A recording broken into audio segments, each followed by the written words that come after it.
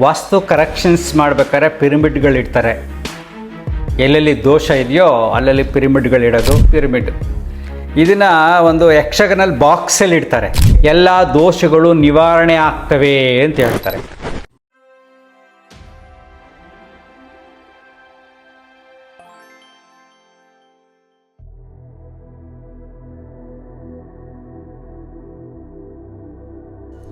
ನಮಸ್ಕಾರ ಸ್ನೇಹಿತರೆ, ಒಬ್ಬರು ನಮ್ಮ ಹ್ಯಾಪಿ ಲೈಫ್ ಯೂಟ್ಯೂಬ್ ಚಾನಲಲ್ಲಿ ಕ್ವಶನ್ ಕೇಳಿದ್ದಾರೆ, ಪಿರಮಿಡ್ ವಾಸ್ತು ಬಗ್ಗೆ ಹೇಳಿ ಅಂತ. ವಾಸ್ತು ಕರೆಕ್ಷನ್ಸ್ ಮಾಡಬೇಕಾದ್ರೆ ಪಿರಮಿಡ್ಗಳಿಡ್ತಾರೆ. ಎಲ್ಲೆಲ್ಲಿ ದೋಷ ಇದೆಯೋ ಅಲ್ಲಲ್ಲಿ ಪಿರಮಿಡ್ಗಳಿಡೋದು. ಆ ಥರ ವಾಸ್ತು ಕರೆಕ್ಷನ್ಸ್ ಮಾಡ್ತಾರೆ, ಯಂತ್ರಗಳನ್ನಿಡೋದು. ಇದೆಲ್ಲ ನಾವು ತುಂಬ ವರ್ಷಗಳಿಂದನೇ ನೋಡಿಬಿಟ್ಟಿದ್ದೀವಿ. ನೋಡಿ, ಇದು ಪಿರಮಿಡ್. ಇದು ತಂದು 35 ವರ್ಷ ಆಗಿರಬೇಕಿದು. ಇದು ಕಾಣ್ತಾ ಇದೆಯಾ? ಹಿಂದಗಡೆ ಹೀಗಿದೆ. ಇದು ಪಿರಮಿಡ್. ಇದನ್ನು ಒಂದು ಯಕ್ಷಗನಲ್ ಬಾಕ್ಸಲ್ಲಿ ಇಡ್ತಾರೆ. ಅದಕ್ಕೆ ಗ್ಲಾಸ್ಗಳಿರ್ತವೆ. ಅದ್ರ ಕೆಳಗಡೆ ಯಂತ್ರಗಳನ್ನು ಹಾಕಿರ್ತಾರೆ. ಅದ್ರ ಮೇಲೆ ಇದಿಟ್ಟಿರ್ತಾರೆ. ಅದು ಹಾಳಾಯಿತು, ಬಿಸಾಕ್ತೆ ನಾನು ತಂದಿದ್ದೆ ಇದನ್ನು. ಸೊ ಇಡ್ತಾರೆ. ಸೊ ಅದೇನಾಗುತ್ತೆ, ಇದು ಪಿರಮಿಡ್ ಏನು ಮಾಡಿದೆ, ಎನರ್ಜಿನ ಇಟ್ಕೊಂಡು ಯಕ್ಷಗನಲ್ ಬಾಕ್ಸಲ್ಲೇ ಮಿರರಲ್ಲಿ ರಿಫ್ಲೆಕ್ಟ್ ಮಾಡಿ ಎನರ್ಜಿನ ಜಾಸ್ತಿ ಮಾಡಿ ಯಂತ್ರನ ಸ್ಟ್ರಾಂಗ್ ಮಾಡಿ ಯಂತ್ರ ನಮ್ಮ ಮೇಲೆ ಎಫೆಕ್ಟ್ ಆಗುತ್ತೆ ಅಂತ. ನೋಡಿ, ಇದು 35 ವರ್ಷದ ಹಿಂದೆ ತಂದಿದ್ದು ನಾನು. ಈ ಕ್ವಶನ್ ಕೇಳಿದ್ರಲ್ಲ ಅಂತ ಅಲ್ಲಿ ಹುಡುಕದೆ ಸಿಕ್ತು. ಸ್ತುಬ್ಬ ಎಲ್ಲ ಗಲೀಜಾಗ್ದು ತೊಳೆದಿದ್ದೀನಿ, ಅದು ಸ್ವಲ್ಪ ಇದೆ. ಸಿ, ಇದೆಲ್ಲ ಸುಳ್ಳು. ವಾಸ್ತು ಬಗ್ಗೆ ನಾನು ವಿವರವಾದ ವಿಡಿಯೋ ಮಾಡಿದ್ದೀನಿ ನಮ್ಮ ಚಾನಲ್ನಲ್ಲಿ, ನೋಡಿ. ಸ್ಕೆಚ್ಗಳೆಲ್ಲ ಹಾಕಿ ಎಕ್ಸ್ಪ್ಲೇನ್ ಮಾಡಿದ್ದೀನಿ. ಯಾಕೆ ನಾನು ಮೊದಲು ವಾಸ್ತು ಕನ್ಸಲ್ಟೆಂಟ್ ಆಗಿದ್ದೆ. ನಾನು ಹೋದಾಗ ಅದ್ರ ಬಗ್ಗೆ ಸ್ಟಡಿ ಮಾಡ್ತಾ ಇರ್ತೀನಿ. ತುಂಬ ಪುಸ್ತಕಗಳಿತ್ತು, ಪ್ರಾಕ್ಟಿಕಲಾಗಿ ಹೋದೆ, ಮನೆಗಳಲ್ಲೆಲ್ಲ ಮಾಡ್ತಾಯಿದ್ದೆ, ಅವ್ರನ್ನೆಲ್ಲ ಅಬ್ಸರ್ವ್ ಮಾಡ್ತಾಯಿದ್ದೆ. ಇವೆಲ್ಲ ಸೈಕಲಾಜಿಕಲ್ ಸ್ಯಾಟಿಸ್ಫ್ಯಾಕ್ಷನ್, ಆ ಕ್ಷಣಕ್ಕೆ ಆಗತಕ್ಕಂಥ ಟೆಕ್ನಿಕ್ಸ್ ಅಷ್ಟೇ.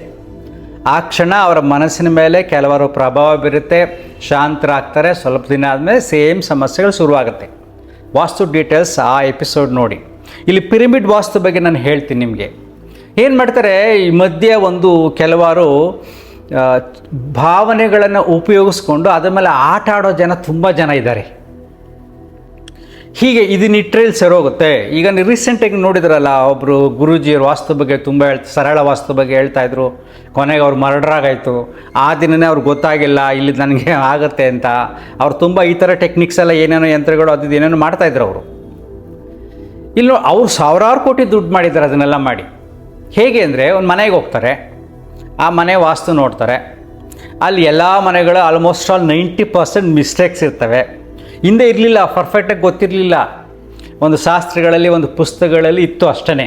ಯಾರೂ ಫಾಲೋ ಮಾಡ್ತಿಲ್ಲ. ರೀಸೆಂಟ್ ಇಯರ್ಸಲ್ಲಿ ಸ್ಟಾರ್ಟ್ ಆಯಿತು.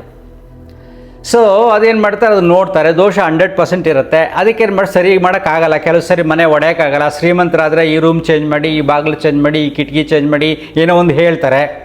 ಆದರೆ ಬಡವ್ರ ಮನೆಗೆ ಏನು ಮಾಡ್ತಾರೆ, ಒಡೆಯೋಕ್ಕಾಗಲ್ಲ. ಆಗೇನು ಮಾಡ್ತಾರೆ ಗೊತ್ತಾ, ಅಲ್ಲಿ ಹೋಗ್ಬಿಟ್ಟು ಈ ವಾಸ್ತು ಯಂತ್ರವನ್ನು ಇಟ್ಬಿಡಿ, ಈ ಪಿರಮಿಡ್ಸನ್ನು ನೀವು ಇಟ್ಬಿಡಿ.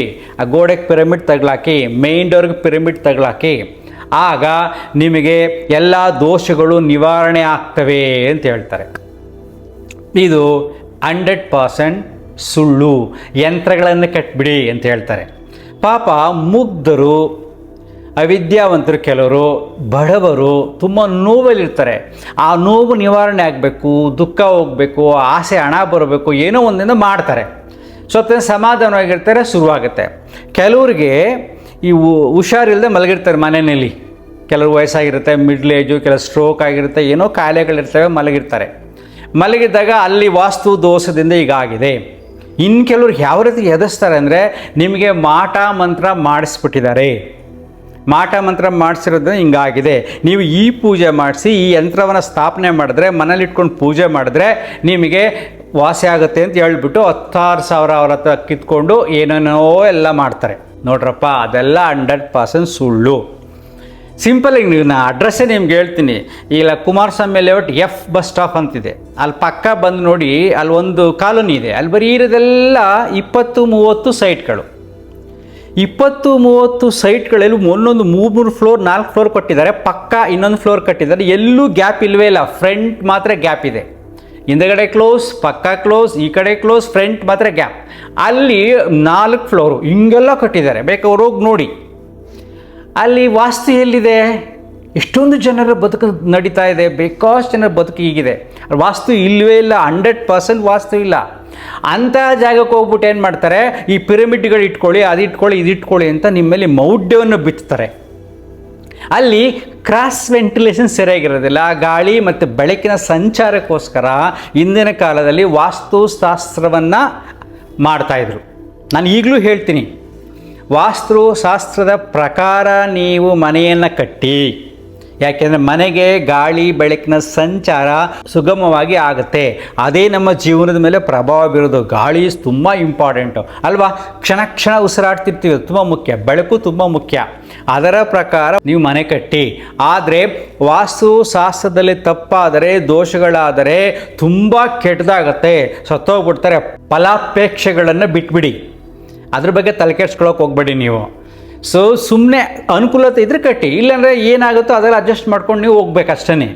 ನಾವು next is very very important. ನೀವು ನೋಡ್ಕೊಳ್ಳಿ, ಈಗ ಮಾಡ್ರನ್ ಟ್ರೆಂಡ್ ಸ್ಟಾರ್ಟ್ ಆಗಿಬಿಟ್ಟಿದೆ. ಏನು ದೈವಿ ಪ್ರೇರಣೆ ಆಗುತ್ತೆ ನನ್ನಿಂದ, ಅದರಿಂದ ನಾನು ನಿಮಗೆ ಹೇಳ್ತೀನಿ ಒಳ್ಳೆಯದಾಗತ್ತೆ. ಅದು ಸುಳ್ಳು. ನೋಡಿ ಎಷ್ಟು ಸೊಗಸಾಗಿದೆ ಅಂದರೆ, ನಮ್ಮ ಕರ್ನಾಟಕ ಸರ್ಕಾರ ಮೂಢನಂಬಿಕೆಯ ಕಾಯ್ದೆ ನಿಷೇಧ ಮಾಡಿದೆ. ಯಾವುದಕ್ಕೆ ನಿಷೇಧ? ಸರಳವಾಗಿ ಹೇಳ್ತೀನಿ ನೋಡಿ. ಭಾನುಮತಿ ಮಾಟ ಮಂತ್ರ ಮಾಡುವುದು, ಗುಪ್ತ ನಿಧಿ ನಿಕ್ಷೇಪಗಳ ಅನ್ವೇಷಣೆ, ಅದಕ್ಕಾಗಿ ವಾಮಾಚಾರ ಮಾಡುವುದು, ಮಾಟ ಮಂತ್ರ ಮಾಡ್ತಾರೆ ಅನ್ನತಕ್ಕಂಥದ್ದು ಕೂಡ ಕಾನೂನಾತ್ಮಕವಾಗಿ ಅಪರಾಧ. ನೀವು ಮಾಟ ಮಾಡಿಸಿದ್ದಾರೆ, ಅವ್ರು ಮಾಟ ಮಾಡಿಸೋರ್ಗೆ ಹಂಗಾಗಿದೆ, ಅದನ್ನು ನಾನು ಸರಿ ಮಾಡ್ತೀನಿ ಅನ್ನೋದು ಅಪರಾಧ. ಮಾಟ ಮಾತ್ರ ನಂಬೋದು ಕೂಡ ಮೌಢ್ಯತೆ, ಅದು ಕಾನೂನಲ್ಲೇ ಬಂದಿದೆ. ಅದನ್ನೆಲ್ಲ ತುಂಬ ಸ್ಟಡಿ ಮಾಡಿದ್ದಾರೆ. ಅದರಲ್ಲೂ ಹುಲಿಕಲ್ ನಟರಾಜ್ ಅವರಂತೂ ನೀವು ನೋಡಬೇಕು, ಪಾಪ ತುಂಬ ಸ್ಟಡಿ ಮಾಡಿದ್ದಾರೆ. ಹಳ್ಳಿಗಳೆಲ್ಲ ಹೋಗಿದ್ದಾರೆ, ಎಷ್ಟೋ ಸಮಸ್ಯೆಗಳನ್ನು ಫೇಸ್ ಮಾಡಿದ್ದಾರೆ. ಹಾಗೆ ಸಾಕಷ್ಟು ನಾನ್ ಬೇಲೆಬಲ್ ವಾರೆಂಟ್ ಮಾಡಿಕೊಂಡೆ, ಸಾಕಷ್ಟು ಜನಗಳಿಂದ ಧರ್ಮ ವಿರೋಧಿ ಅಂತ ಹೇಳಿ ಅನ್ನಿಸ್ಕೊಂಡೆ, ಇವನು ಬರೀ ಬೂಟಾಡಿಕೆ ಅಂತ ಅನಿಸ್ಕೊಂಡೆ. ಹುಲಿಕಲ್ ನಟರಾಜ್ ಅಂತ ನೀವು ಹುಡುಕಿ ಯೂಟ್ಯೂಬ್ನಲ್ಲಿ ಅವರು ಸ್ಥಳಗಳಿಗೆ ಹೋಗಿ ಪರಿಶೀಲನೆ ಮಾಡಿ ಸಮಸ್ಯೆಗಳನ್ನು ಫೇಸ್ ಮಾಡಿ ಎಲ್ಲ ವಿಚಾರಗಳನ್ನು ವೈಜ್ಞಾನಿಕವಾಗಿ ತಿಳಿಸಿದ್ದಾರೆ. ನಮ್ಮ ಕರ್ನಾಟಕ ರಾಜ್ಯದ ಮುಖ್ಯಮಂತ್ರಿಗಳು ಮತ್ತು ಉಪಮುಖ್ಯಮಂತ್ರಿಗಳನ್ನು ಸಾಯಿಸಬೇಕು ಅಂತ ಕೇರಳದಲ್ಲಿ ನಿರ್ಜನ ಪ್ರದೇಶದಲ್ಲಿ ಶತ್ರು ಭೈರವಿ ಯಾಗ ಅಂತ ಮಾಡ್ತಿದ್ದಾರೆ. ನಾನು 40 ವರ್ಷಗಳಿಂದ ಸತತವಾಗಿ ವಾಮಾಚಾರ, ಮಾಟ, ಮಂತ್ರ ನಡೆಯಲ್ಲ, ಎಲ್ಲ ಒಂದು ಬೋಗಸ್ ಜನರನ್ನ ಆ ಭೀತಿಯ ನೆರಳಲ್ಲಿ ಇರಿಸಿ ಅವರಿಂದ ದುಡ್ಡನ್ನು ಪೀಕುವ ಕೆಲಸ. ಅರ್ಥ ಆಯ್ತಾ? ಸೊ ಭಾನುಮತಿ ಮಾಟ ಮಂತ್ರ ಮಾಡೋದು, ಗುಪ್ತ ನಿಕ್ಷೇಪಗಳ ಅನ್ವೇಷಣೆ, ಅದಕ್ಕಾಗಿ ವಾಮಾಚಾರ ಮಾಡೋದು, ವ್ಯಕ್ತಿಯ ಮೇಲೆ ಅಗೋಚರ ಶಕ್ತಿಯನ್ನು ಆಹ್ವಾನಿಸಲಾಗಿದೆ. ಇದು ದೊಡ್ಡ ತಪ್ಪು. ತುಂಬ ಜನ ಏನು ಮಾಡ್ತಾರೆ ಗೊತ್ತಾ? ಮೈ ಮೇಲೆ ದೇವರು ಬಂದಂಗೆ ಆಡ್ತಾರೆ, ಮೈ ಮೇಲೆ ದೇವ ಬಂದಂಗೆ ಆಗ್ತಾರೆ. ನನಗೇನೋ ದೇವರಿಂದ ನನಗೆ ವಿಷಯ ಸಿಕ್ಕಿದೆ, ಅದಕ್ಕೆ ನಿಮ್ಮ ಹತ್ರ ಹೇಳ್ತಾ ಇದ್ದೀನಿ ಅಂತಾರೆ. ಇದೆಲ್ಲ ಮಹಾಮೋಸ. ನೋಡಿ, ಇದನ್ನು ನಿರ್ಬಂಧ ಮಾಡಿದ್ದಾರೆ. ವ್ಯಕ್ತಿಯ ದೇಹದ ಮೇಲೆ ಅಗೋಚರ ಶಕ್ತಿಯನ್ನು ಆಹ್ವಾನಿಸಲಾಗಿದೆ ಅಥವಾ ಆ ವ್ಯಕ್ತಿ ಅಂಥ ಶಕ್ತಿ ಹೊಂದಿದ್ದಾನೆ ಎಂದು ನಂಬಿಸುವುದು. ಬೇರೆಯವರಿಗೆ ನನಗೆ ದೈವಿ ಶಕ್ತಿ ಇದೆ, ದೈವಿ ಶಕ್ತಿ ನನ್ನ ಪ್ರೇರಣೆ ಆಗಿದೆ, ಅದರಿಂದ ಅಂತ ನಂಬಿಸ್ತಕ್ಕಂಥದ್ದು ಕೂಡ ಅಪರಾಧ. ಇದೆಲ್ಲ ತುಂಬ ಸ್ಟಡೀಸ್ ಮಾಡಿರೋದು. ಅದಕ್ಕೆ ನಾನು ನಿಮ್ಗೆ ಹೇಳ್ತಾ ಇದ್ದೀನಿ, ಜನಗಳನ್ನು ಹೇಗೆ ಮೋಸ ಮಾಡ್ತಾರೆ ಅಂತ. ನೀವು ಯಾವುದನ್ನು ಇವೆಲ್ಲ ನಂಬಕ್ಕೆ ಹೋಗಬೇಡಿ. ನೆಕ್ಸ್ಟ್, ದೆವ್ವ ಉಚ್ಚಾಟನೆ ಮಾಡುವ ನೆಪದಲ್ಲಿ ವಿವಿಧ ರೀತಿಯ ಹಿಂಸೆ ನೀಡುವುದು, ಇದೆಲ್ಲ ನಡೀತಾ ಇದೆ. ಆದರೂ ಕೂಡ ನಾವು ಯಾಕೆ ಕೇಸ್ ಹಾಕಿಲ್ಲ? ಒಬ್ಬರ ಮೇಲೆ ಈ ಥರ ಮಾಡ್ತಿದ್ದಾರೆ, ಅಗೋಚರ ಶಕ್ತಿ ನನಗಿದೆ, ಅದು ನಾನು ನಿಮಗೆ ಕೊಡ್ತೀನಿ, ಆ ಕೊಡ್ತೀನಿ, ಈ ಕೊಡ್ತೀನಿ ಅಂತ ಮೋಸ ಮಾಡೋರ ಮೇಲೆ ಕೇಸ್ ಹಾಕ್ಬೋದು. ಅಂದರೆ ಅದೆಲ್ಲ ರೆಕಾರ್ಡ್ ಮಾಡಬೇಕು, ಎವಿಡೆನ್ಸ್ ಕಲೆಕ್ಟ್ ಮಾಡಬೇಕು, ಕೋರ್ಟ್ಗೆ ಹೋಗಬೇಕು. ಕೇಸ್ ಹಾಕಿದ್ಮೇಲೆ ಆ ಕೇಸ್ ಕ್ಲಿಯರ್ ಆಗೋಕ್ಕೆ 10 ವರ್ಷ ಆಗುತ್ತೆ. ಅರ್ಥ ಆಯ್ತಾ? ಸೊ ಅದಕ್ಕೇನು ಮಾಡೋದು, ಜನ ಮಾಡೋಕ್ಕೋಗಲ್ಲ. ಪೊಲೀಸ್ ಸ್ಟೇಷನ್ಗೆ ಹೋಗಬೇಕು, ಅಲ್ಲಿ ಅಲಿಬೇಕು, ಎಷ್ಟೊಂದಿದೆ.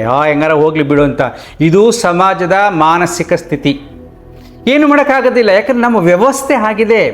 ಯಾವುದೋ ಒಂದು ಕೇಸ್ ಈ ರೀತಿ ಮಾಡ್ತಾರೆ, ನಾನು ಕಂಪ್ಲೇಂಟ್ ಕೊಟ್ಟು ತಗೊಂಡೋಗಿ ರಿಪೋರ್ಟ್ ಮಾಡಿ 1 ತಿಂಗಳು ಕ್ಲಿಯರ್ ಆಗಿ ಹೋಗಿದ್ದಿದ್ರೆ ಎಲ್ಲ ಡೊಂಬಿಗಳಿದಾರಲ್ಲ, ಡೋಂಗಿಗಳು, ಈ ಡೋಂಗಿಗಳು ಕಂಟ್ರೋಲ್ ಆಗ್ತಾಯಿದ್ರು. ಆದರೂ ಕೂಡ ಎಲ್ಲ ಧರ್ಮಗಳಲ್ಲೂ ಡೋಂಗಿಗಳು ಬರ್ತಾನೆ ಇದ್ದಾರೆ. ದೇವರು ಬರ್ತಾ ಇದೆ, ನನ್ನ ಹತ್ರ ಶಕ್ತಿ ಬರ್ತಾ ಇದೆ, ನಿನ್ನನ್ನು ಸರಿ ಮಾಡ್ತೀನಿ, ನನಗೆ ದೇವರಿಂದ ಏನೋ ಆಜ್ಞೆ ಆಗಿದೆ, ಇವೆಲ್ಲ ಸುಳ್ಳು. ಮಂತ್ರ ಪಠಿಸಿ ದೆವ್ವವನ್ನು ಆಹ್ವಾನಿಸುತ್ತವೆಂದು ಹೇಳಿ ಜನರಲ್ಲಿ ಗಾಬರಿ ಭಯ ಹುಟ್ಟಿಸುವುದು, ವೈದ್ಯಕೀಯ ಚಿಕಿತ್ಸೆ ತೆಗೆದುಕೊಳ್ಳುವುದಕ್ಕೆ ಬದಲು ದುಷ್ಟ ಮತ್ತು ಅಘೋರಿ ಕೃತ್ಯ ಆಚರಿಸಲು ಪ್ರೇರೇಪಿಸುವುದು. ನೋಡಿ, ವೈದ್ಯಕೀಯ ಚಿಕಿತ್ಸೆ ಅವ್ರಿಗೆ ಬೇಕಾಗಿರುತ್ತೆ, ಅದು ಬೇಡ, ನಾನು ಯಾವುದೋ ಒಂದು ಶಕ್ತಿ ಇದೆ ಅದನ್ನು ವಾಸಿ ಮಾಡ್ತೀನಿ ಅಂದ್ಬಿಟ್ಟು ಪೂಜೆಗಳೆಲ್ಲ ಮಾಡಿ ಆ ರೋಗ ಹೋಗಿಸ್ತೆ ಅಂತ ಮಾಡತಕ್ಕಂಥದ್ದು ಕೂಡ ಅಪರಾಧ.